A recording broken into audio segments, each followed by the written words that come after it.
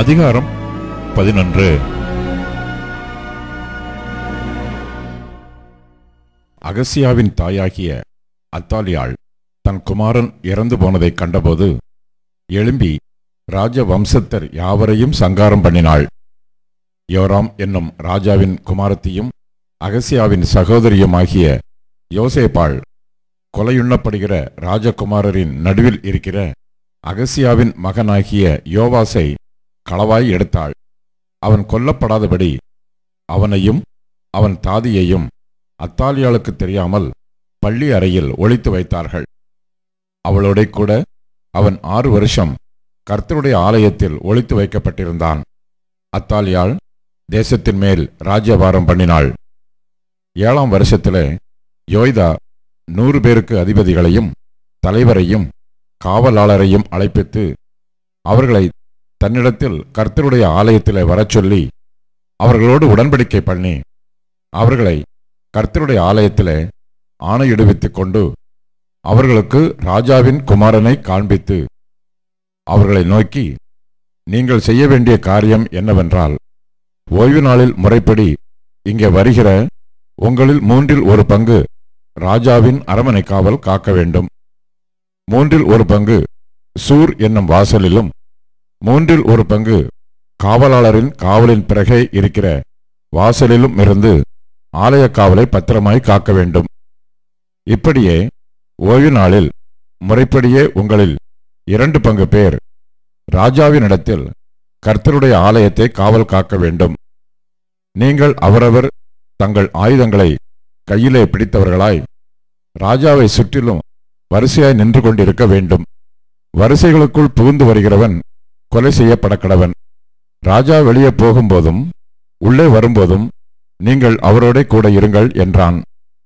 ஆசாரியனாகிய யோய்தா கட்டளையிட்டபடியெல்லாம் 100 பேருக்கு அதிபதிகள் செய்து அவரவர் ஓய்வு நாளில் முறைப்படி வருகிறவர்களும் முறைப்படி போகிறவர்களுமாகிய தங்கள் மனுஷரை கூட்டிக் கொண்டு ஆசாரியனாகிய யோய்தாவினிடத்தில் வந்தார்கள். ஆசாரியன் கர்த்தரின் ஆலயத்தில் தாவீது ராஜா வைத்திருந்த ஈட்டிகளையும் கேடகங்களையும் 100 பேருக்கு அதிபதிகளிடத்தில் கொடுத்தான். காவலாளர் அவரவர் தங்கள் ஆயுதங்களை பிடித்தவர்களாய் ஆலயத்தின் வலது பக்கம் தொடங்கி அதன் இடது பக்கம் மட்டும் பலிபீடத்திற்கு எதிராகவும் ஆலயத்திற்கு எதிராகவும் ராஜாவை சுற்றிலும் நின்றார்கள். அப்பொழுது அவன் ராஜகுமாரனை வெளியே கொண்டு வந்து கிரீடத்தை அவன் மேல் வைத்து சாட்சியின் ஆகமத்தை அவன் கையிலே கொடுத்தான்.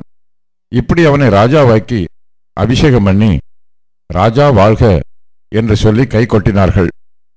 ஓடி வருகிற ஜனங்கள் செய்த ஆரவாரத்தை அத்தாலியாள் கேட்டபோது அவள் கர்த்தருடைய ஆலயத்திற்கு ஜனங்களிடத்தில் வந்து, இதோ ராஜா முறைமையின்படியே தூணண்டையிலே நிற்கிறதையும் ராஜாவண்டையில் நிற்கிற பிரபுக்களையும் எக்காலம் ஊதுகிறவர்களையும் தேசத்து ஜனங்கள் எல்லாரும் சந்தோஷப்பட்டு எக்காலம் ஊதுகிறதையும் கண்டவுடனே அத்தாலியாள் தன் வஸ்திரங்களை கிழித்துக்கொண்டு துரோகம் துரோகம் என்று கூவினாள். ஆசாரியனாகிய யோய்தா இராணுவ தலைவராகிய 100 பேருக்கு அதிபதிகள் ஆனவர்களுக்கு கட்டளையிட்டு, இவளை வரிசைகளுக்கு புறம்பே கொண்டு போங்கள், இவளை பின்பற்றுகிறவனை பட்டயத்தாலே வெட்டி போடுங்கள் என்றான். கர்த்தருடைய ஆலயத்தில் அவளை கொல்லலாகாது என்று ஆசாரியன் சொல்லியிருந்தான்.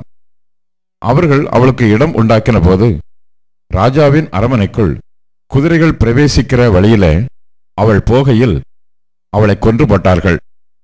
அப்பொழுது யோய்தா அவர்கள் கர்த்தருடைய ஜனமாய் இருக்கும்படிக்கு ராஜாவும் ஜனங்களும் கர்த்தரோட உடன்படிக்கை பண்ணவும் ராஜாவும் ஜனங்களும் ஒருவரோடொருவர் உடன்படிக்கை பண்ணவும் செய்து பின்பு தேசத்தின் ஜனங்கள் எல்லாரும் பாகாலின் கோவிலில் போய் அதை இடித்து அதன் பலிபீடங்களையும் அதன் விக்கிரகங்களையும் முற்றிலும் உடைத்து பாகாலின் பூஜாசாரியாகிய மாத்தானை பலிபீடங்களுக்கு முன்பாக கொன்று போட்டார்கள்.